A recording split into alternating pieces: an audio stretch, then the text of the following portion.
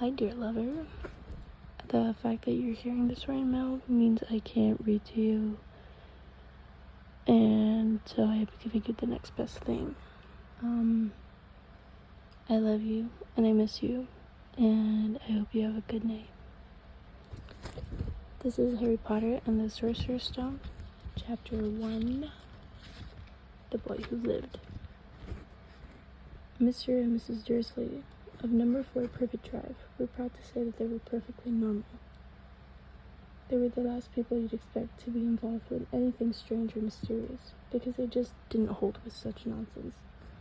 Mr. Dursley was the director of a firm called Grunnings, which made drills. He was big, beefy, and had hardly any neck, although he did have a very large mustache. Mrs. Dursley was thin and blonde, and had nearly twice the usual amount of neck, which came in very useful, as she spent most of her time craning over the garden fences, spying on the neighbors. The Dursleys had a small son called Dudley, and in their opinion there was no finer boy anywhere. The Dursleys had everything they wanted, but they also had a secret, and their greatest fear was that someone would discover it. They didn't think they could bear it if anyone found out about the Potters. Mrs. Potter was Mrs. Dursley's sister, but they hadn't met for several years. In fact, Mrs. Dursley pretended she didn't have a sister, because her sister and her good-for-nothing husband were as un-Dursleyish as it could possibly be. The Dursleys shuddered to think what the neighbors would say if the Potters arrived on the street. The Dursleys knew that the Potters had a small son, too, but they'd never seen him. This boy was another good reason for keeping the Potters away. They didn't want Dudley mixing in with a child like that. When Mr. and Mrs. Dursley woke up on a dull gray Tuesday, our story starts. There was nothing about the cloudy sky outside to suggest that strange and mysterious things would soon happen. All over the country. Mr. Dursley hummed as he picked out his most boring tie for work, and Mrs. Dursley gossiped away happily as she wrestled a screaming Dudley into his high chair. None of them noticed a large, tawny owl flutter past the window. At 8:30, Mr. Dursley picked up his briefcase, pecked Mrs. Dursley on the cheek, and tried to kiss Dudley goodbye, but missed because Dudley was now having a tantrum and throwing his cereal at the walls. "Little tyke," chortled Mr. Dursley as he left the house. He got into his car and backed out of number 4's drive. It was on the corner of the street that he noticed the first sign of something peculiar: a cat reading a map. For a second, Mr. Dursley didn't realize what he'd seen, and then he jerked his head around to look again. There was a tabby cat standing on the corner of Privet Drive. There wasn't a map inside. What could he have been thinking of? It must have been a trick of the light. Mr. Dursley blinked and stared at the cat. It stared back. As Mr. Dursley drove around the corner and up the road, he watched the cat in his mirror. It was now reading the sign that said Privet Drive. No, looking at the sign. Cats couldn't read maps or signs. Mr. Dursley gave himself a little shake and put the cat out of his mind. As he drove towards town, he thought of nothing except the large order of drills he was hoping to get today. But on the edge of that town, drills were driven out of his mind by something else. As he sat in the usual morning traffic jam, he couldn't help but noticing that there seemed to be a lot of strangely dressed people around. People in cloaks. Mr. Dursley couldn't bear people who dressed in funny clothes, the get-ups you saw on young people. He supposed this was some stupid new fashion. He drummed his finger on the steering wheel, and his eyes fell on a huddle of these weirdos standing quite close by. They were whispering expectantly together. Mr. Dursley was enraged to see that a couple of them weren't young at all. Why, that man had to be older than he was and wearing an emerald green cloak. The nerve of him. But then it struck Mr. Dursley that this was probably some silly stunt. These peoples were obviously collecting for something. Yes, that would be it. Traffic moved around, and a few minutes later, Mr. Dursley had arrived in the Grennan's parking lot, his mind back on the drills. Mr. Dursley had always sat with his back to the window in his office on the 9th floor. If he didn't, he might have found it harder to concentrate on the drills that morning. He didn't see the owls swooping past in broad daylight through the people down in the street. They pointed and gazed open-mouthed as owl after owl sped overhead. Most of them had never seen an owl, even at nighttime. Mr. Dursley, however, had a perfectly normal owl-free morning. He yelled at 5 different people. He made several important phone calls and shouted a bit more. He was in a very good mood until lunchtime, when he thought he'd stretch his legs and walk across the road to buy himself a bun from the bakery. He'd forgotten all about the people in cloaks until he passed a group of them next to the bakers.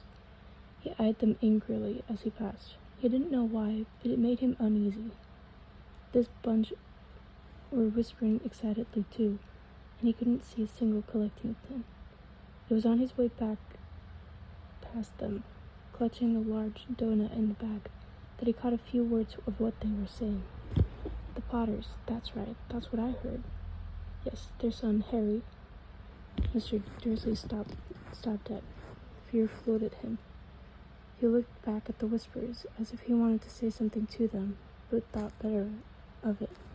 He dashed back across the road, hurried up to his office, snapped at his secretary to not disturb him, seized his telephone, and had almost finished dialing his number when he changed his mind. He put the receiver back down and stroked his mustache, thinking, no, he was being stupid. Potter wasn't such an unusual name. He was sure there were lots of people called Potter who had a son called Harry. Come to think of it, he wasn't even sure his nephew was called Harry. He'd never even seen the boy. It might have been Harvey or Harold. There was no point in worrying Mrs. Dursley. She always got upset about any mention of her sister. He didn't blame her if he'd had a sister like that. But all the same, these people in cloaks. He found it a lot harder to concentrate on the drills that afternoon, and when he left the building at 5 o'clock, he was still so worried that he walked straight into someone's just outside the door. Sorry, he grunted, as a tiny old man stumbled and almost fell. It was a few seconds before Mr. Dursley realized that the man was wearing a violet cloak. He didn't seem at all upset for being almost knocked to the ground. On the contrary, his face split into a wide smile, and he said in a squeaky voice that made passers-by stare, "Don't be sorry, my dear sir, for nothing could upset me today. Rejoice, for you know who has gone at last.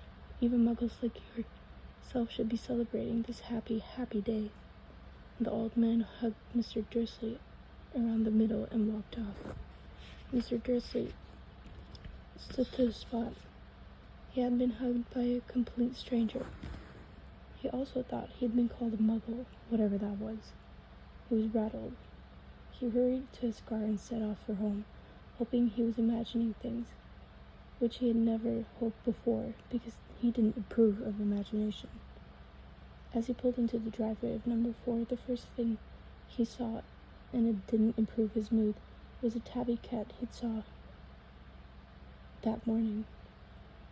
It was sitting in his garden, on his garden wall.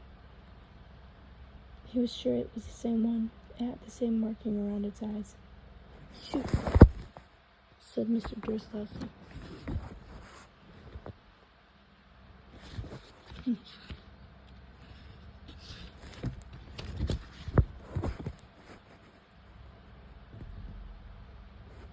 The cat didn't move. It just gave him a stern look. Was this normal cat behavior? Mr. Dursley wondered. Trying to pull himself together, he let himself into the house. He was still determined not to mention anything at his wife. Mrs. Dursley had a nice, normal day. She told him over dinner about Mrs. Next Door's problems with her daughter and how Dudley had learned a new word, won't. Mr. Dursley tried to act normally. When Dudley had been put to bed, he went into the living room in time to catch the last report on the evening news. And finally, bird watchers everywhere have reported that the nation's owls have been behaving very unusually today. Although owls might normally hunt at night and are hardly ever seen in daylight, there have been hundreds of sightings of these birds flying in the same direction since sunrise. Experts are unable to explain why the owls have suddenly changed their sleeping pattern. The newscaster allowed himself a grin. Was mysterious, and now over to Jim McGuffin with the weather. Going to be any more showers of owls tonight, Jim? Well, Ted, said the weatherman, I don't know about that, but it's not only owls that have been acting oddly today. Viewers as far apart as Kent, Yorkshire, and Dundee have been phoning in to tell me that instead of rain I promised yesterday, they've had downpour of shooting stars. Perhaps people have been celebrating bonfire night early. It's not until next week, folks, that I can promise a wet night tonight. Mr. Dursley sat frozen in his armchairs. Shooting stars all over Britain, owls flying by daylight, mysterious people in cloaks all over the place, and a whisper about the Potters. Mrs. Dursley came into the living room carrying 2 cups of tea. It was no good. You'd have to say something to her. And he cleared his throat nervously. Petunia, dear, you haven't heard from your sister lately, have you? As he had expected, Mrs. Dursley looked shocked and angry. After all, they normally pretend that she didn't have a sister. No, she said. Why? Funny stuff on the news, Mr. Dursley mumbled. Owls, shooting stars, and there were a lot of funny-looking people in town today. So? Snapped Mrs. Dursley. Well, I just thought maybe it was something to do with, her crowd. Mrs. Dursley sipped her tea through pursed lips. Mr. Dursley wondered whether he had dared tell her he'd heard the name Potter. He decided he didn't dare. Instead, he said, as casually as he could, their son. He'd be about Dudley's age now, wouldn't he? I suppose so, said Mrs. Dursley stiffly. What's his name again? Howard, isn't it? Harry. Nasty common name, if you ask me. Ah, yes, said Mr. Dursley, his heart sinking horribly. Yes, I quite agree. He didn't say another word on the subject as they went upstairs to bed. While Mrs. Dursley was in the bathroom, Mrs. Dursley kept him to the bedroom window and peered down into the front garden. The cat was still there. It was staring down Privet Drive as though it was waiting for something. Was he imagining things? Could all this have anything to do with the Potters? If it did, if it got out that they were related to a pair of, well, he didn't think he could bear it. The Dursleys got into bed. Mrs. Dursley fell asleep quickly, but Mr. Dursley laid awake, turning it all over in his mind. His last comforting thoughts before he fell asleep was that even if the Potters were involved, there was no reason for them to come near him and Mrs. Dursley.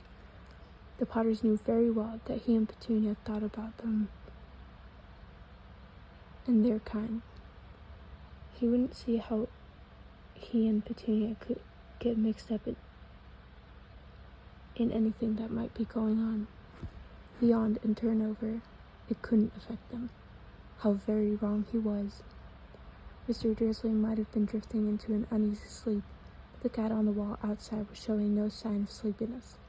It was sitting as still as a statue, its eyes fixed unblinkingly on the far corner of Privet Drive.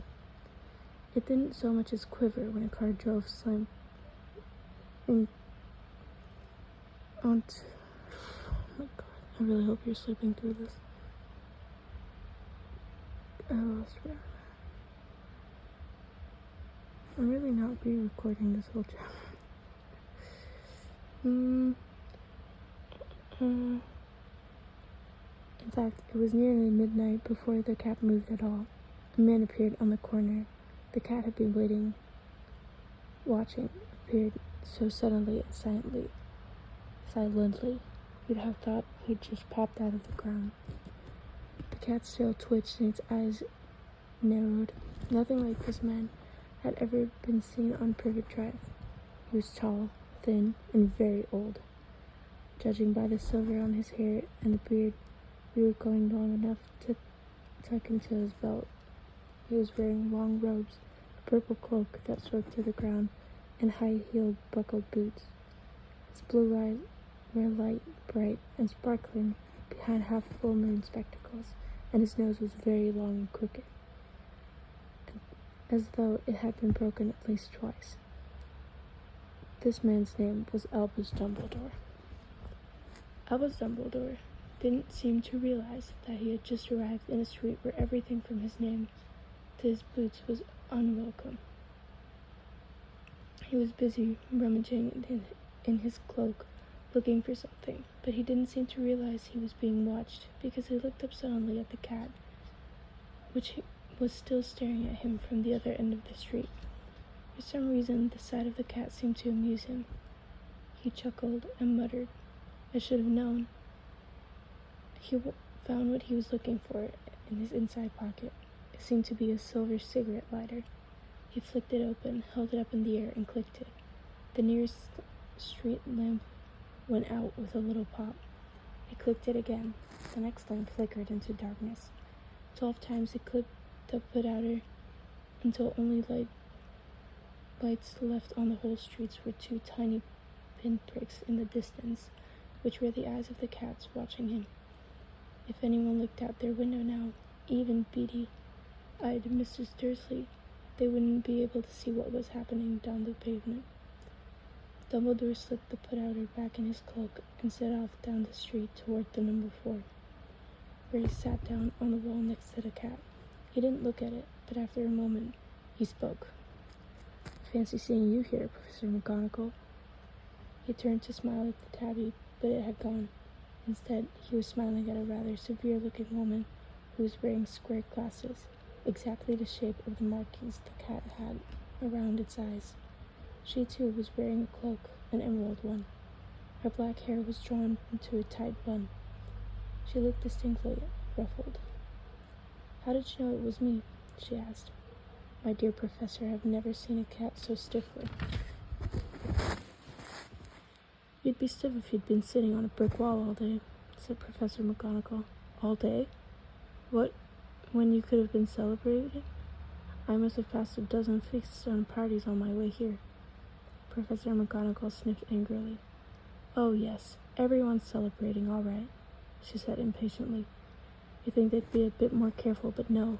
Even the Muggles have noticed something's going on. It was on their news." She jerked her head back at the Dursleys' dark living room window. "I heard it. Flocks of owls, shooting stars. Well, they're not completely stupid. They were bound to notice something. Shooting stars down in Kent. I'll bet that was Diggle. He never had much sense." "We can't blame him," said Dumbledore gently. "We've had precious little to celebrate for 11 years. "I know that," said Professor McGonagall irritably. "But that's no reason to lose our heads. People are being downright careless, out on the streets in broad daylight, not even dressed in Muggle clothes, swapping rumors. God, please be sleeping." She threw a sharp sideways glance at Dumbledore, as though hoping he was going to tell her something, but he didn't, so she went on. "A fine thing it would be if, on the day you-know-who seems to have disappeared at last, the Muggles found out about us all. I suppose he really has gone, Dumbledore?" "Certainly seems so," says Dumbledore. "We have much to be thankful for. What'd you get for a lemon drop?" "A what?" "A lemon drop. The kind of a Muggle sweet I'm rather fond of." "No, thank you," said Professor McGonagall coldly, as though she didn't think it was a moment for lemon drops. "As I say, even if you know who has gone, my dear Professor, surely a sensible person like yourself can call him by his name. All this you-know-who nonsense for 11 years I've been trying to persuade people to call him by his proper name, Voldemort. Professor McGonagall flinched, but Dumbledore, who was unsticking 2 lemon drops, seemed to not to notice. It all gets so confusing if we keep saying you know who. I've never seen any reason to be frightened of saying Voldemort's name. I know you haven't, said Professor McGonagall, sounding half exasperated, half admiring. But you're different. Everyone knows you're the only one you know who. Oh, all right. Voldemort was frightened of. You flatter me, said Dumbledore calmly. Voldemort had powers I will never have, only because you're too, well, noble to use them. It's lucky it's dark. I haven't blushed so much since Madame Pomfrey told me she liked my new earmuffs. Professor McGonagall shot a sharp look at Dumbledore and said, "The owls are nothing next to the rumors that are flying around. You know what everyone's saying? About why he's disappeared? About what finally stopped him?" It seemed that Professor McGonagall had reached the point she was most anxious to discuss. The real reason she had been waiting on a cold, hard walk all day, for neither as a cat nor as a woman had she was fixed with such piercing stare as she did now.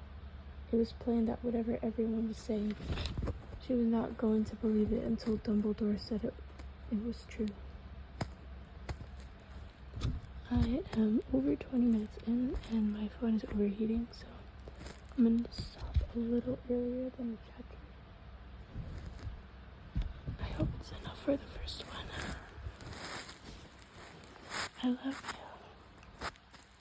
Good night.